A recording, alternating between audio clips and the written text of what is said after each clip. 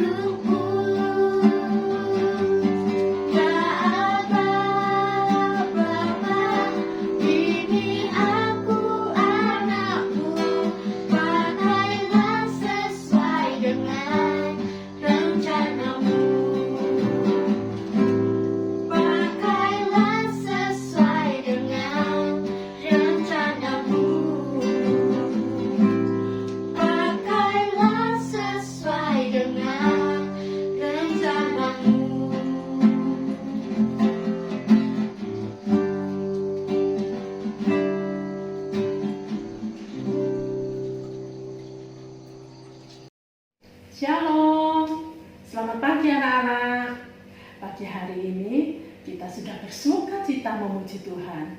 Dan tiba saatnya kita akan mendengarkan firman Tuhan. Sebelum mendengarkan firman Tuhan, ayo ambil sikap doa yang baik. Kita akan berdoa untuk firman Tuhan yang akan kita dengar pagi hari ini. Mari kita berdoa.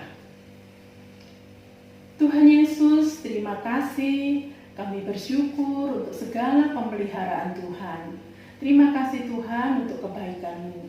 Sebentar lagi kami akan mendengarkan firman Tuhan.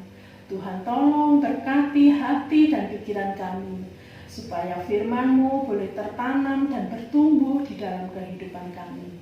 Dalam nama Tuhan Yesus kami sambut firman-Mu. Amin.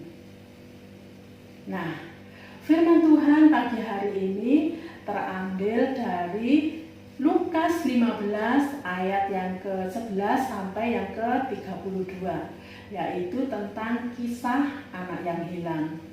Apa anak-anak sudah tahu ceritanya? Ya, yuk kita akan lihat ceritanya. Seseorang memiliki 2 anak.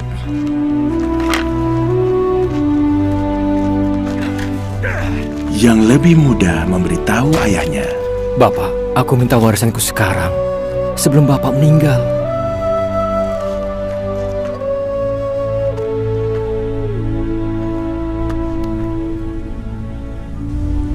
Maka bapaknya setuju untuk membagi kekayaannya kepada kedua anaknya.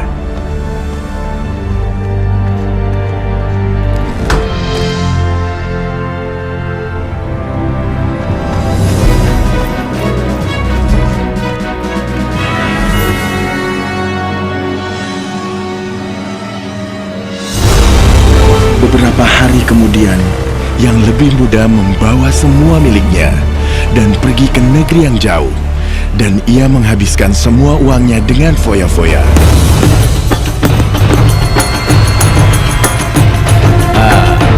Aduh, hei, hati-hati kalau jalan.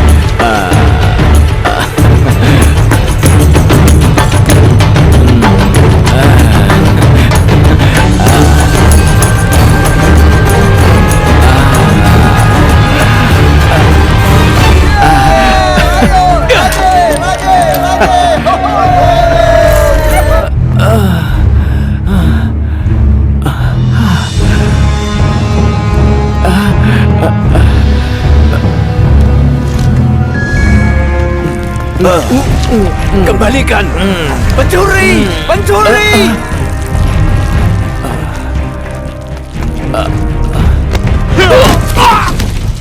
Aduh! Aduh!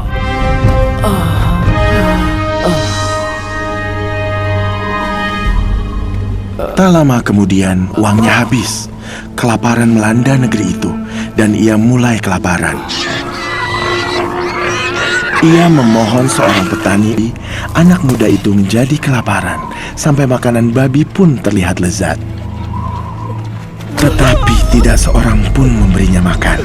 Akhirnya ia sadar dan berkata, Para pekerja bapakku memiliki banyak makanan dan aku di sini mati kelaparan. Aku akan pulang pada bapakku dan berkata kepadanya, Bapa, aku telah berdosa terhadap Tuhan dan engkau. Aku tidak baik disebut anakmu lagi. Perlakukanlah aku seperti pekerjamu.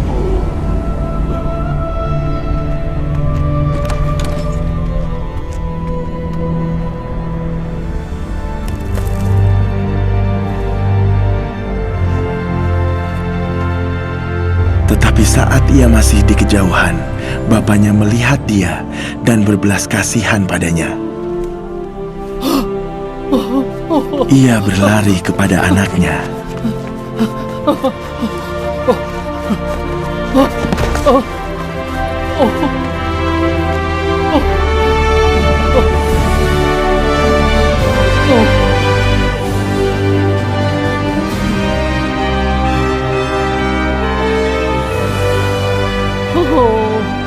Dan ia memeluk dan menciumnya. Cepat, bawa baju terbaik dan kenakan padanya. Berikan cincin untuk jarinya dan sandal untuk kakinya. Ambil lembu paling gemuk dan siapkan agar kita dapat rayakan. Anakku telah mati, tetapi sekarang hidup kembali. ia hilang dan sekarang ditemukan. Dan mereka mulai merayakannya. Anak yang sulung ada di ladang, tapi ketika ia dekat rumah, ia mendengar musik dan tarian.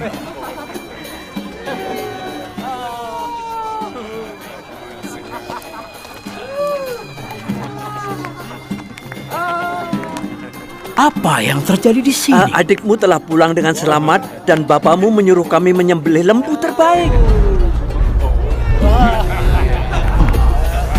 Anak yang sulung begitu marah sehingga tidak ingin masuk ke rumah.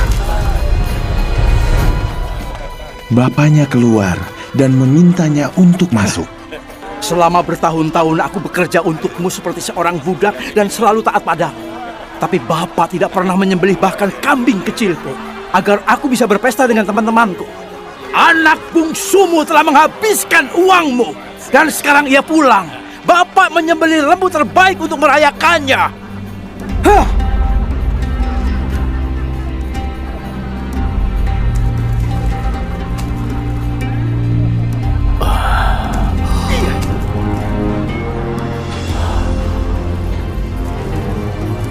Anakku, kau selalu bersamaku dan semua yang kumiliki adalah milikmu. Tapi kita seharusnya berbahagia dan merayakan. Adikmu mati, tapi sekarang ia hidup, ia hilang, dan telah ditemukan.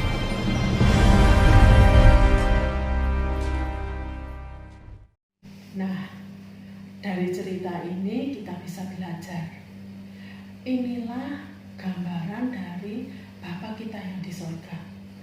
Bahwa Bapa kita yang di sorga adalah Bapa yang sangat kaya raya. Dia punya segalanya. Sorga miliknya. Dunia dan isinya ini juga kepunyaannya.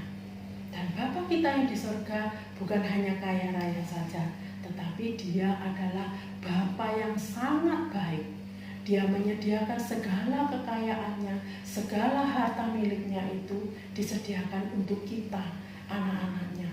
Anak-anak yang sangat dikasihinya dan anak-anak yang sangat disayanginya.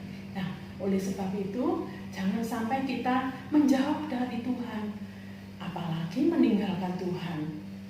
Ketika kita meninggalkan Tuhan atau kita jauh dari Tuhan, maka kita akan mengalami kesusahan seperti yang dialami oleh anak bungsu yang meninggalkan bapaknya itu.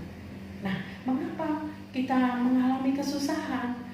Karena ketika kita jauh dari Tuhan atau meninggalkan Tuhan, maka yang terjadi kita akan kehilangan sukacita. Kalau di dalam hati kita sudah tidak ada sukacita, maka yang ada adalah kesusahan atau kesedihan. Kemudian yang kedua, kita akan kehilangan penyertaan Tuhan. Kalau kita sudah jauh dari penyertaan Tuhan, maka di dalam hidup kita akan terus takut dan terus khawatir.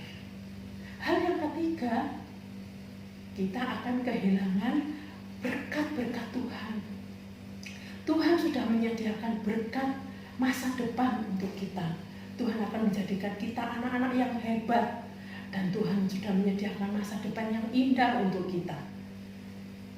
Tapi ketika kita meninggalkan Tuhan, kita akan kehilangan berkat-berkat Tuhan itu. Dan Tuhan juga menyediakan berkat hidup yang kekal. Tuhan ingin, Tuhan rindu kita hidup selamanya, hidup bersukacita di dalam kemuliaan Tuhan. Hidup bersama dengan Bapa di sorga untuk selama-lamanya. Tetapi ketika kita meninggalkan Tuhan, maka kita akan kehilangan berkat-berkat yang Tuhan sudah sediakan itu buat kita. Oleh sebab itu, jangan sampai kita menjauh dari Tuhan, apalagi meninggalkan Tuhan. Tetapi mari kita akan terus setia kepada Tuhan. Setia beribadah, setia berdoa, setia membaca firman Tuhan, dan setia mendengarkan firman Tuhan. Dan setia untuk melakukan firman Tuhan. Kita setia untuk menjalin hubungan dengan Tuhan. Sehingga semua berkat-berkat Tuhan yang Tuhan sudah sediakan untuk kita, itu tetap menjadi milik bagian kita. Nah, puji Tuhan, itulah firman Tuhan yang kita dengar pada pagi hari ini, biarlah firman Tuhan ini bisa menjadi berkat di dalam kehidupan kita. Yuk kita akan membaca ayat hafalannya. Kita akan membaca ayat hafalan yang terdapat di dalam Ibrani 10 ayat yang ke-25. Demikian ayat hafalan kita pada pagi hari ini. Janganlah kita menjauhkan diri dari pertemuan-pertemuan ibadah kita seperti dibiasakan oleh beberapa orang. Sekali lagi ya, janganlah kita menjauhkan diri dari pertemuan-pertemuan ibadah kita seperti dibiasakan oleh beberapa orang. Amin. Puji Tuhan, mari kita akan berdoa untuk firman Tuhan yang kita dengar pada pagi hari ini, supaya firman Tuhan memberkati kehidupan kita dan menjadi berkat di dalam kehidupan kita. Mari kita akan berdoa.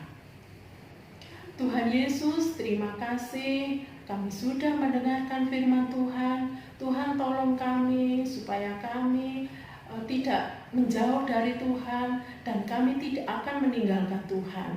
Tuhan berikan roh kesetiaan supaya kami tetap setia kepada Tuhan, setia beribadah kepada Tuhan, setia mendengarkan firman Tuhan dan setia untuk melakukan firman Tuhan, sehingga semua berkat-berkat Tuhan yang Tuhan sediakan buat kami tetap menjadi milik bagian kehidupan kami. Terima kasih Tuhan, berkati anak-anak sekolah minggu Philadelphia Shining Kids. Tuhan berkati orang tua mereka, Tuhan berkati keluarga mereka, Tuhan tetap menjaga mereka semua. Terima kasih Tuhan, dalam nama Tuhan Yesus kami berdoa. Amin. Shalom. Nah, kita sudah selesai mendengarkan firman Tuhan. Maka dari itu ibadah online kita sudah selesai. Mari kita mau tutup dengan berdoa. Mari kita berdoa. Tuhan Yesus, terima kasih Tuhan. Tuhan boleh menyertai ibadah kami pada hari ini Tuhan. Biarlah Tuhan Yesus yang boleh memberkati kami Tuhan dimanapun kami berada. Tuhan Yesus yang boleh memberkati kami dengan kekuatan, kesehatan buat kami semua Tuhan. Terima kasih Tuhan, pertemukan kami dalam ibadah online selanjutnya Tuhan dengan penuh sukacita kembali Tuhan. Terima kasih, kami serahkan semuanya dalam tangan-Mu. Haleluya. Amin. Selamat hari Minggu. Tuhan Yesus memberkati. Dadah.